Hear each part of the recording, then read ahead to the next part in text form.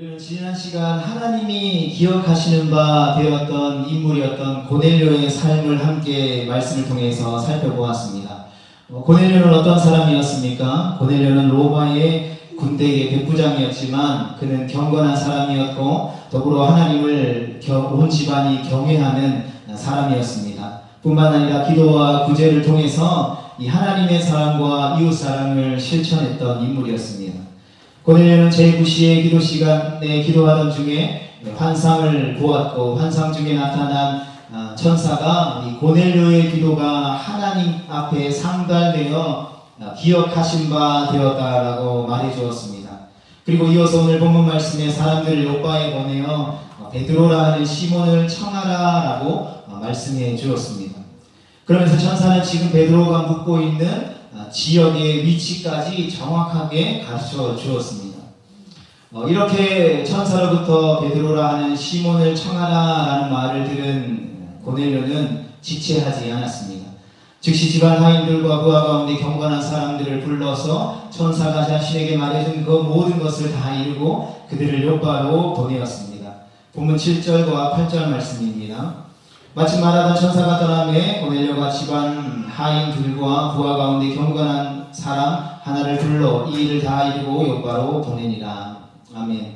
이 고넬료가 살고 있었던 가이사라에서 요바까지는 대략 한 50km 정도의 거리입니다. 당시의 상황으로 적어도 12시간 이상을 걸어야 도달할 수 있는 거리였습니다. 그런데 9절 말씀을 보면 그들이 이 거리를 걸어서 다음 날 정오에 도착했다라고 성경이 기록하고 있습니다. 하지만 성경 어디에도 그 고넬료의 부름을 받고 요바까지 나아갔던 하인들이 불평하지 않았던 것을 보게 됩니다. 이를 볼 때에 고넬료를 통하여서 보냄받은 그들은 고넬료와 같이 비록 그의 이름이 기록되어져 있지는 않지만 충성되고 성실하고 경건한 사람이었던 것을 우리는 알 수 있습니다. 이렇게 충성되고 헌신되고 경건한 사람들이 있었기 때문에 이방인이었던 백부장 고넬료가 이 복음을 듣게 되고 이방인 중에 그리스도인이 될 수 있었던 것입니다. 그동안 고넬료는 유대인들이 믿었던 하나님을 믿는 사람이었습니다. 예수 그리스도를 알지 못하고 믿지 않았습니다. 그런데 보냄을 받은 이들의 충성과 헌신에 의해서 베드로를 청하게 되고 베드로를 통하여서 예수 그리스도의 십자가의 복음을 듣게 되었고 바로 이방인으로서 그리스도인이 되는 놀라운 구원의 은혜를 경험하게 됩니다. 뿐만 아니라 이들의 충성과 헌신에 의해서 고넬료의 온 집안과 가족, 친척, 친구들이 성령을 받고 예수님을 믿게 되는 놀라운 구원의 역사가 일어나게 된 것입니다. 이처럼 하나님은 하나님의 사람을 통해서 당신의 뜻과 역사를 이루시는 것을 보게 됩니다. 그리고 이것이 하나님이 일하시는 방식인 것을 우리는 보게 됩니다. 사도행전 11장 말씀을 보면 예루살렘 교회에 가해진 핍박으로 흩어진 무명의 수많은 평신도들에 의해서 이 복음이 베니게와 구브로와 안디옥까지 당시의 소아시아 지역까지 전파되었고 이 세계 선교의 전진 기지인 바울과 바나바를 파송했던 신라를 파송했던 안디옥 교회가 세워지게 되었던 것이죠. 우리가 속해 있는 한국 교회도 마찬가지입니다. 이 땅의 수많은 교회 안에서 이름도 빛도 없이 충성되고 헌신된 무명의 성도들이 참 많이 있었던 것을 보게 됩니다. 신학교를 가면 이 교회의 역사들을 보게 되면 감히 지금의 우리로서는 명함도 내밀지 못할 그 믿음의 선진들이 굳건하게 믿음을 지켜왔고 그들의 기도와 헌신과 그 충성을 통해서 지금 오늘날의 한국교회가 서게 된 것을 보게 됩니다. 그리고 오늘날 세계가 부러워하는 이 복음을 증거하는 선교적 사명을 감당하는 이 나라로 하나님 앞에 쓰임받고 있는 것입니다. 그러하게 이 땅의 교회가 소망이라는 사실들을 우리는 다시 한 번 더 확신하게 되는 것입니다. 우리 또한 고넬료에게 의해 보냄받았던 사람들처럼 충성되고 헌신된 하나님의 사람들이 되어야 할 줄 믿습니다. 우리의 충성과 헌신을 통해서 하나님의 거룩한 뜻이 이 땅에 이루어질 것이기 때문입니다. 이제는 우리가 이 고넬료를 넘어서 베드로가 기도 중에 본 환상에 대해서 함께 말씀을 나누며 하나님이 마지막 시대에 어떠한 사람을 찾으시는지 함께 살펴보기를 원합니다.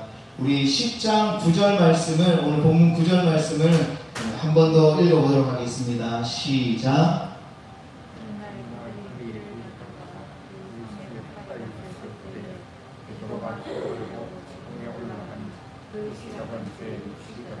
아멘. 베드로가 기도하기 위해 지붕으로 올라간 시간이 언제입니까? 제6시 우리나라로 치면 정오 12시의 시간입니다. 그러니까 베드로는 고넬료가 보낸 자들이 베드로가 거하고 있던 성 가까이 이르렀던 그 정오의 시간에 기도하기 위해 지붕으로 올라갔다는 것이죠. 베드로는 왜 기도하기 위해서 지붕에 올라갔습니까? 우리나라의 지붕은 이렇게 눈과 비가 잘 흘러내리도록 하기 위해서 경사가 졌지만 이 고대 근동 이스라엘 지방의 지붕은 평탄하게, 소위 말해 이렇게 주택의 옥상처럼 평평하게 되어 있었습니다. 그래서 베드로는 다른 사람으로부터 방해받지 않고 기도하기 위해서 지붕으로 올라갔던 것이죠. 이렇게 베드로가 정오의 지붕에 올라가서 기도하고 있을 때에 기도하던 중에 하늘이 열리고 하늘로부터 환상을 보았습니다.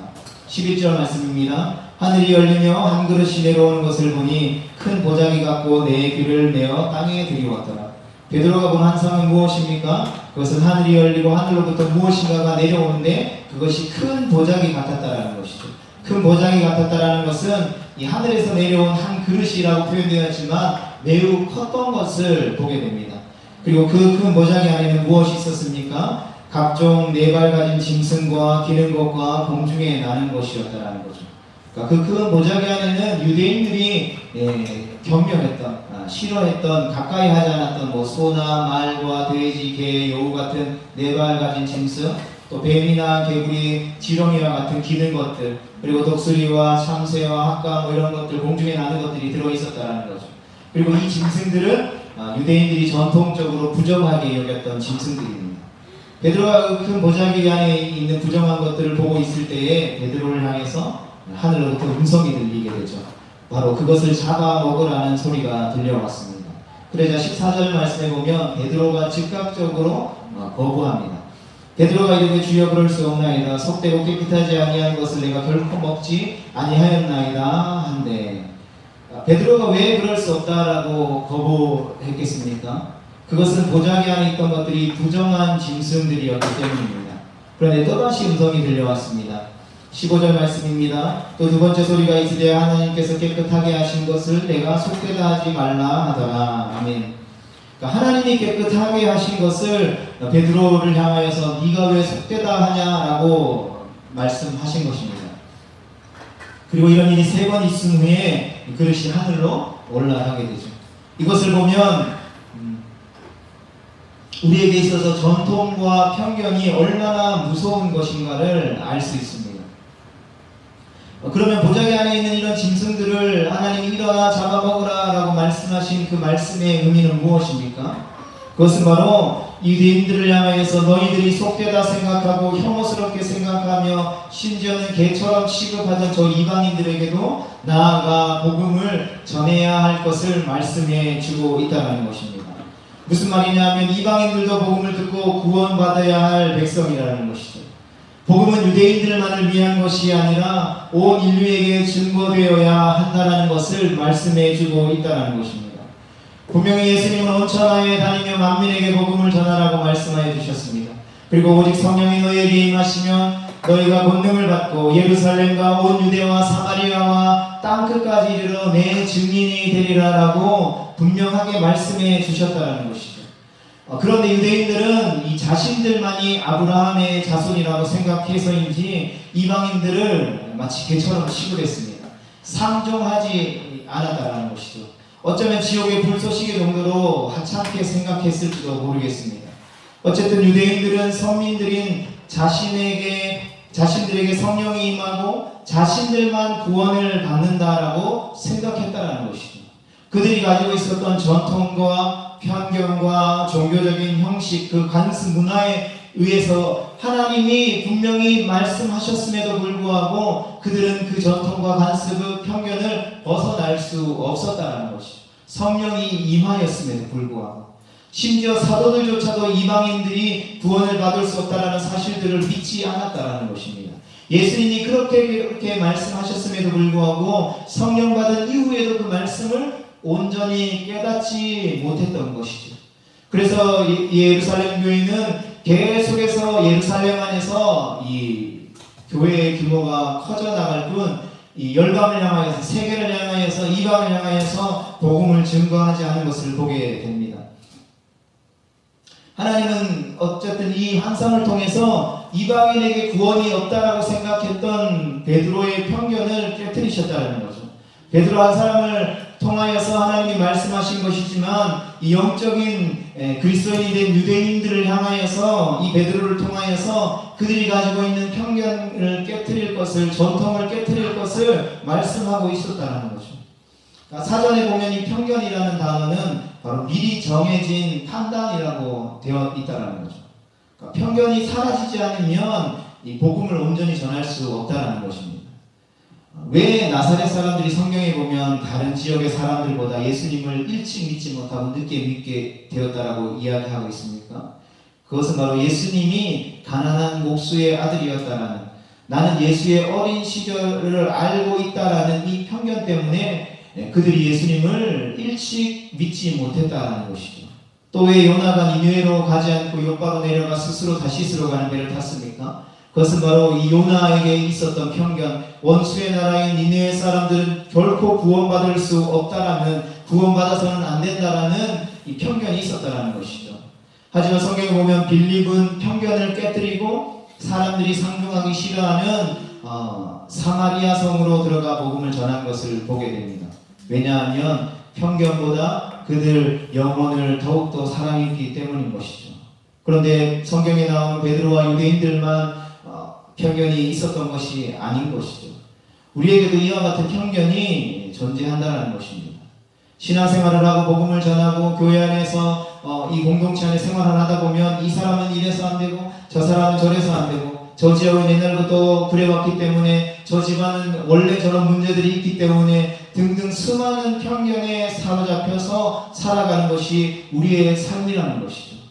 복음의 능력이 있음에도 불구하고, 복음의 생명력과 운동력이 있음에도 불구하고, 복음이 증거되어지고 하나님의 말씀이 선포되어지는 것 가운데에 능히 하지 못할 일이 없다라는 사실들을 말씀을 읽고 들으면서 끊임없이 우리가 믿음으로 선포하면서도 우리 안에 자리 잡고 있는 편견과 전통은 저것은 복음을 전해도 되지 않는다라고 생각한다는 거죠. 저 사람은 복음을 전해도 교회에 나올 수 없다라는 편견들을 가지고 있다는 것이죠. 성경은 우리를 향하여서 그 편견을 깨뜨려 버리기를 원한다는 것이죠. 지금은 상황이 이러니까 복음을 전할 수 없고, 지금은 내 형편이 이러니까 교회를 더 섬길 수 없고, 누군가를 섬길 수 없고 사랑할 수 없다라고 말하는 그러한 편견을 가지고 있는 우리를 향하여서 성경이 그 편견 때문에 복음을 전하지 못하고 포기하지 말도록 우리를 향해서 권면하고 있다는 것입니다. 우리 스스로 마음의 문을 닫고 복음의 문을 닫고 복음이 나아갈 수 있는 통로를 가리고 막아버리지 않도록 우리를 권면하고 있다는 것입니다. 그런 주님께서 우리를 향해서 오늘도 말씀하고 계시다는 것이죠. 일어나 잡아 먹으라. 편견을 버리라고 말씀하고 계시다는 것입니다. 편견 없이 영혼을 사랑하고 편견 없이 복음을 증거하라라는 것입니다. 편견 없이 하나님이 주신 그 말씀을 순종하라라는 것이죠. 아무리 보기 싫은 사람이라도, 아무리 쳐다보기 싫은, 꼴 보기 싫은 만큼 역겨운 사람이라 할지라도 그 영혼이 구원받아야 할 영혼이라면 그 사람에게 복음을 증거해야 할 사명이 우리 가운데에 있다는 것입니다.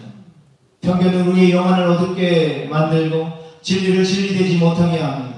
사람에 대한 편견, 지역에 대한 편견, 인종에 대한 편견들을 우리는 다 내려놓아야 한다는 것이죠. 왜냐하면 예수님이 편견 없이 사람들을 대하셨기 때문인 것입니다. 예수님이 우리 가운데에 열어주신 그 복음의 문은 그 어떠한 편견도, 그 어떠한 턱도 있을 수 없기 때문인 것입니다. 그래서 주님의 몸된 교회에는 어떠한 제한도, 어떠한 문턱도 있어서는 안 된다는 것입니다. 그래서 예수님은 바리새인들의 지도자가 안식일에 자기 집에 초대했을 때에 거절하지 않고 응하셨습니다. 바리새인들과 예수님은 늘 좋은 관계가 아니었지만 그럼에도 불구하고 그를 청할 때에 예수님은 편견 없이 그 초대에 응하셨다는 것이죠. 이것을 통해 우리는 예수님께서 모든 사람들을 편견 없이 대하셨음을 우리가 알 수 있습니다. 예수님은 이 땅에 오셔서 가난하고 병든 자들을 가까이 하시고 많은 시간들을 세리와 창기들과 함께 보내셨다는 사실들을 우리가 잘 알고 있죠. 그래서 세리와 창기들의 친구라는 호칭까지 예수님께 붙여졌다는 것이죠. 그렇다고 해서 예수님이 돈 많은 자들을 멀리 하셨습니까? 그렇지 않다는 것이죠. 그들이 교만해서 예수님을 멀리 했을 뿐이지 예수님 스스로 그들을 멀리하고 배척하신 적은 단 한 번도 없다라는 사실입니다. 이처럼 예수님은 모든 사람들을 편견 없이 대해 주셨습니다. 부정하다고 생각하는 짐승을 보여주신 이후에 일어나서 잡아먹으라고 하신 것은 우리가 가진 모든 편견, 베드로가 가진 그 모든 편견들을 내려놓고 땅끝까지 이르러 복음의 증인이 되라라고 다시 한 번 더 베드로를 향해서 예수님이 사명을 깨닫게 해 주신 것입니다. 백부장 고넬료와 베드로의 만남부터 그의 친척들과 친구들까지 예수님을 믿는 성령을 받게 된 것은 어쩌면 이처럼 영화의 한 장면처럼 보입니다. 이들은 철저하게 성령의 인도하심을 따라 한치의 착오도 없이 이 모든 일을 이루어졌음을 우리는 알 수 있습니다. 그렇다면 어떻게 성령의 인도하심을 따라 이 모든 일이 이루어졌는지 이제 우리가 말씀을 조금 더 구체적으로 살펴보기를 원합니다. 먼저 베드로와 고넬료가 보낸 사람들의 만남이 어떻게 이루어졌습니까? 이 베드로가 이러한 보자기의 환상들을 보고 의아해하고 있을 때에 고넬료가 보낸 사람들이 이 베드로가 유숙하고 있던 집에 찾아왔습니다. 17절과 18절 말씀입니다. 베드로가 본 바 환상이 무슨 뜻인지 속으로 의아해하더니 마침 고넬료가 보낸 사람들이 시몬의 집을 찾아 문 밖에 서서 불러 묻되 베드로라는 시몬이 여기 유숙하느냐 하거늘. 아멘. 고넬료가 보낸 사람들이 욥바에 도착할 무렵에 베드로가 기도하던 중에 이 환상을 보게 된 것이 과연 우연일까요? 베드로가 이 환상을 보고 일어나서 잡아먹으라라는 음성을 듣고 의아해하고 있을 때에 50km나 떨어진 사람들이 정확히 자신이 머무는 집에 찾아와 자신을 찾게 된 것이 과연 우연일까요? 우리가 신앙생활을 하고 많은 사람들과 이야기하다 보면 어떠한 갑작스러운 일들을 만나고 또 놀라운 일들을 경험할 때 보면 와, 어떻게 이러한 일이 우연히 일어날 수 있을까라고 표현할 때가 있다는 거죠. 그러나 예수 그리스도를 믿는 하나님의 사람들에게 있어서 우연은 결코 존재하지 않는다는 사실들을 우리가 기억했으면 좋겠습니다.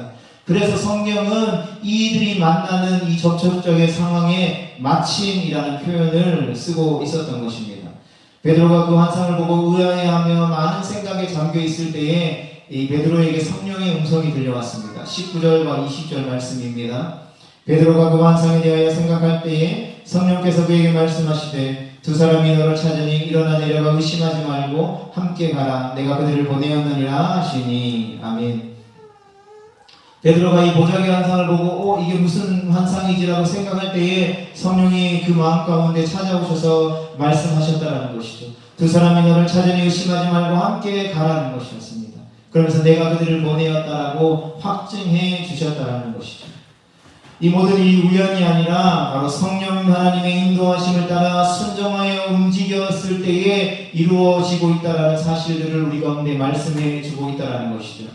이렇게 성령의 인도하심을 따라 베드로와 고넬료로부터 보냄을 받은 사람들의 만남이 이루어졌고 이 만남으로 인해서 이 베드로가 마침내 고넬료의 집을 방문함으로 이 베드로와 고넬료의 유대인과 이방인의 역사적인 만남이 이루어졌다는 것이죠. 그리고 베드로가 전하는 복음을 듣고 고넬료와 그의 가정에 모여있던 모든 사람들이 예수 그리스도를 믿고 성령을 받고 하나님의 교회가 된 것이라는 것입니다.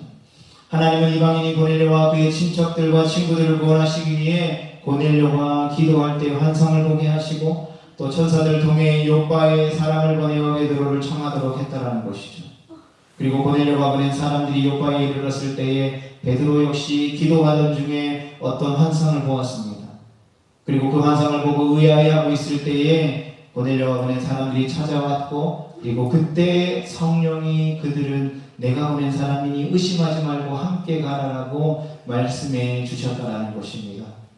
여러분 우리의 구원도 마찬가지입니다. 우리가 어떻게 하다 보니 우연히 예수 그리스도를 믿게 된 것이 아니라는 것입니다. 하나님이 태초전부터 우리 한 사람 한 사람을 향하신 그 하나님의 놀라운 구원의 계획 속에서 우리에게 복음을 듣게 하고 믿음의 가정으로 이끌어 주셔서 하나님의 가장 좋으신 때에 예수 믿고 구원받고 신앙생활 할 수 있도록 인도하셨다라는 것입니다. 그리고 어느 순간 복음을 듣게 하셨고 예수님을 영접하게 하셨다라는 것이죠. 그래서 바울은 고린도전서 12장 말씀을 통하여서 성령이 아니고서는 누구든지 예수 그리스도를 주로 시인할 수 없다라고 말씀해 주고 있습니다. 우리가 신앙생활 하다 보면 신천지 이단들을 만날 때가 있죠. 이단들을 만날 때에 가장 이단들을 분별할 수 있는 가장 쉬운 표현이 바로 이 고린도전서 12장에 바울이 고백하고 있는 거죠. 예수 그리스도를 구주라고 예수 그리스도만이 유일한 구원자라고 고백하라고 하면 그들은 거짓으로도 고백할 수 없다는 거죠. 우리가 어쩌면 이슬람이라는 종교 아니면 뭐 절에 가가지고 뭐 가짜로 연기로라도 그 우상에게 절하고 그 우상만이 유일한 신입니다라고 고백하라고 하면 우리 안에 진짜 예수 그리스도의 구원의 확신이 있다면 우리가 그렇게 할 수 있느냐라는 것이죠. 마찬가지로 성령이 아니고서는 누구든지 예수를 주로 시인할 수 없다는 것입니다. 성도 여러분, 성령으로 말미암아 우리가 구원받고 하나님의 자녀가 된 우리는 이제 성령의 인도하심을 따라 살아야 하는 것입니다. 출애굽한 이스라엘 백성들이 광야에서 낮에는 구름기둥으로 또 밤에는 불기둥으로 날마다 인도함을 받았던 것처럼 구원받은 우리 또한 늘 성령의 인도하심을 따라 살아가야 되는 것이죠. 왜냐하면 로마서 8장 14절에 있는 것처럼 무릇 하나님의 영으로 인도함을 받는 사람이 바로 하나님의 자녀라고 말씀해 주셨기 때문인 것입니다. 누가 하나님의 아들이고 누가 하나님의 백성들입니까? 교회에 들락날락 다닌다고 해서 하나님의 아들이요 하나님의 백성 성도라고 확신할 수 있느냐라는 것이죠. 성경은 하나님의 아들 하나님의 자녀 성도는 성령의 인도하심을 받는 사람이 바로 하나님의 아들이다라고 증언하고 있다는 것이죠. 성경을 보면 하나님의 사람들은 한결같이 성령의 인도하심을 따라 살았다는 것이죠. 때로는 육신의 정욕 또 육신의 연약함으로 인하여서 넘어질 때도 있습니다. 성령 하나님의 인도하심을 따라 살아야 함에도 불구하고 육신의 정욕에 이끌려서 실수하고 넘어질 때가 있다는 것이죠. 그러나 그럼에도 불구하고 성령의 인도하심을 받는 사람은 돌이켜 회개하고 다시 한 번 더 성령의 인도하심을 구하고 그 육신의 연약함과 우리의 연약함을 긍휼히 여기시는 하나님 앞에 나아가는 사람이다라는 것입니다. 사마리아 성에서 복음을 전하던 빌립 집사는 성령의 음성을 듣고 광야로 나아가 에디오피아 여왕 간다게의 국고를 맡은 에시에게 복음을 전했고 그래서 복음이 아시아에서 아프리카로 건너가게 되었습니다. 안디옥 교회 역시 금식하며 기도하다 성령이 시키는 대로 바나바와 사울을 따로 세워 안수한 다음에 선교사로 파송했습니다. 성도 여러분, 성경을 보면 모든 하나님의 사람들이 이 성령의 인도하심을 받은 것은 아니다라는 것을 우리는 알 수 있습니다. 그러면 누가 성령의 인도하심을 받고 이 하나님이 찾으시는 한 사람이 되어 하나님의 마음을 시원케 할 수 있습니까? 그 사람은 바로 기도하는 사람입니다. 성령의 인도하심을 받는 사람은 기도의 사람들입니다. 고넬료는 기도하다가 환상 중에 천사의 지시를 받았습니다. 베드로 역시 기도하던 중에 환상을 보았고 성령의 음성을 들었다라는 것이죠. 만일 고넬료가 기도하지 않았다면 베드로가 기도하지 않았다면 성령의 인도하심을 받을 수 있었을까요? 두 사람 모두 시간을 정해놓고 정해진 시간에 경건하게 하나님 앞에 기도하다가 성령의 인도하심을 받았다라는 사실들은 우리 가운데에 기도가 필요하다라는 사실, 성령의 인도하심을 받기 위해서는 기도가 필요하다라는 사실들을 우리 가운데 분명하게 말씀해 주고 계시다라는 것이죠. 성령님은 우리를 인도하는 영이신 줄 확신합니다. 그러므로 우리가 성령의 인도하심을 받기 위하면 반드시 하나님 앞에 기도의 무릎을 꿇어야 할 줄로 믿습니다. 성령의 인도하심을 받는 두 번째 사람은 바로 순종하는 사람입니다. 백부장 고넬료 역시 즉시 하나님의 음성이 들려질 때에 사람들을 곧바로 보내 베드로라고 하는 시몬을 청하였다라는 것이죠. 베드로 역시 성령님의 음성을 듣고 자신을 찾아온 이방인들을 그 즉시로 만났다라는 것입니다. 그리고 그들과 함께 올라가 로마 군대의 백부장인 고넬료와 그 친척과 친구들을 만났습니다. 만일 고넬료가 환상을 본 이후에 기도한 이후에 성령의 음성을 들은 이후에 순종하지 않았다면 어떻게 되었을까요? 베드로가 환상을 보았지만 그 자신의 편견과 전통을 깨쳐버릴 수 없어서 하나님의 그 말씀의 음성에 귀 기울이지 아니하고 순종하지 않았다면 어떻게 되었을까요? 성령의 음성을 듣고 순종했기에 오늘 이러한 놀라운 역사적인 만남과 구원의 역사가 일어났던 것을 우리는 보게 된다는 것입니다. 성도 여러분, 성령의 인도하심을 따라 살기를 원합니까? 그렇다면 우리가 기도의 무릎을 꿇어야 할 줄로 믿습니다. 하나님의 음성에 순종할 수 있어야 할 줄로 믿습니다. 우리가 기도하고 하나님 앞에 순종할 때에 성령의 강력한 역사가 초대교회에만 있었던 그러한 성령의 역사가 아니라 오늘도 우리의 삶 가운데 함께 하시며 살아 역사하시는 그 성령의 강력한 역사가 우리의 삶 가운데에 풍성히 나타나는 그 놀라운 초대교회와 같은 역사를 경험하게 될 줄로 믿습니다. 왜냐하면 하나님이 주시는 모든 축복은 바로 하나님 앞에 기도하며 부르짖으며 우리에게 주신 말씀에 순종할 때에 우리의 삶 가운데에 주어지기 때문인 것입니다. 성도 여러분, 우리는 성령의 인도하심을 따라 살아야 합니다. 우리가 성령의 인도하심을 따라 살아가면 이루어질 수 없는 만남이 이루어지고 또 상상할 수 없는 초자연적인 놀라운 성령의 역사들을 경험하게 될 것입니다. 바라기는 우리에게 주어진 그 삶의 모든 자리 가운데에서 매일매일의 삶이 성령이 행하시는 놀라운 일들을 경험하는 기적의 삶이 되어질 수 있기를 주님의 이름으로 축복합니다. 좁은 길을 걷지만 성령님이 함께 하심으로 말미암아 날마다 세상이 줄 수 없고 할 수 없는 참된 평안과 기쁨으로 넘쳐나는 그 기쁨과 평안을 날마다 우리의 입술을 통해서 찬송하며 간증하며 복음을 땅끝까지 증거하는 거룩하고 복된 축복의 통로로 살아가는 우리 모두가 되어질 수 있기를 주님의 이름으로 축복합니다.